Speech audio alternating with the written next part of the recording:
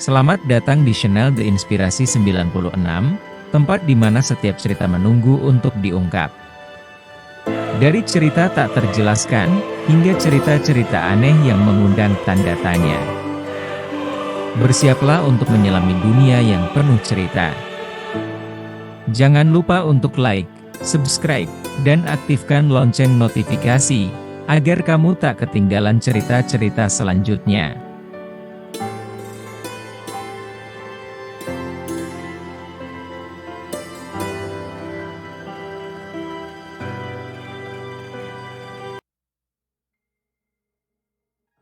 Di masa lalu, manusia dan nyamuk hidup dalam ikatan persahabatan yang erat. Setiap hari, nyamuk berkunjung ke tempat tinggal manusia untuk menghisap darah. Darah yang diambil dianggap sebagai makanan pokok bagi nyamuk, dan mereka melakukannya tanpa rasa takut.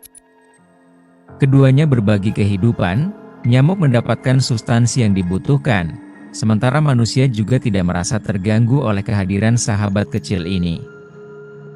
Seiring berjalannya waktu, populasi manusia dan nyamuk terus bertambah. Mereka berkembang biak, dan jumlahnya semakin banyak dari generasi ke generasi. Dalam proses ini, kedua spesies mencoba menyesuaikan diri, menyusut hingga ke ukuran terkecil untuk dapat hidup berdampingan dengan nyaman. Namun, sifat serakah manusia mulai muncul. Manusia merasa wilayahnya terlalu kecil oleh kehadiran nyamuk yang semakin banyak. Muncul permintaan dari manusia. "Mu, manusia semakin banyak. Kami minta wilayahmu, ya?" kata manusia kepada nyamuk. Nyamuk, meskipun merasa tertekan, menjawab, "Baiklah." Sikap saling pengertian antara mereka mulai memudar. Tahun demi tahun berlalu, dan nyamuk yang tinggal di semak-semak mulai tersisih. Karena kebutuhan mereka akan darah membuat mereka enggan untuk jauh dari manusia.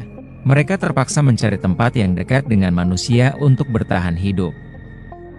Dengan sikap yang semakin memaksa, manusia kembali meminta, "Mu, manusia semakin banyak. Kami minta wilayahmu, ya?" Proses pemindahan ini berlanjut, hingga nyamuk merasa terdesak dan memerlukan pertemuan mendesak untuk mencari solusi. Dalam rapat tersebut, dicapai kesepakatan yang dinilai adil. Manusia akan menetap di darat, sementara nyamuk akan tinggal di air. Awalnya, nyamuk berpindah ke tempat-tempat seperti gentong dan bak mandi milik manusia, dan mereka hidup dalam damai untuk beberapa waktu. Namun, ketenangan ini tidak bertahan lama. Manusia mulai merasa tidak nyaman hidup berdampingan dengan nyamuk. Untuk mengusir nyamuk, mereka membersihkan tempat-tempat air tersebut, menyebabkan telur dan larva nyamuk banyak yang mati akibat hilangnya habitat. Konflik antara manusia dan nyamuk pun meningkat. Nyamuk mulai merasa kesal karena perlakuan manusia. Oleh karena itu, mereka memilih tinggal di genangan air kotor, tempat yang tidak mungkin digunakan oleh manusia. Ketidakpuasan ini menumbuhkan dendam di kalangan nyamuk. Mereka mulai mencampurkan air kotor yang mereka minum ke dalam darah manusia yang mereka hisap, menyebabkan penyakit dan kematian.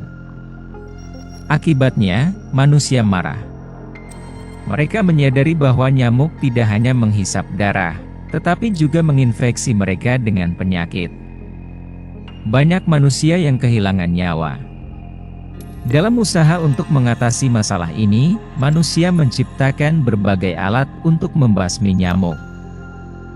Mereka tidak hanya menjaga kebersihan wilayah mereka, tetapi juga menyerang kembali hingga ke lokasi persembunyian nyamuk.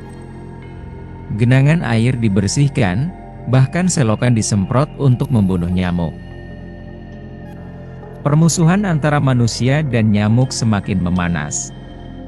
Meski manusia bersikap agresif dan berusaha membasmi mereka, nyamuk tetap diam-diam mencari kesempatan untuk menghisap darah manusia. Mereka tahu betapa berbahayanya tindakan mereka, tetapi keinginan untuk bertahan hidup membuat mereka terus melakukannya.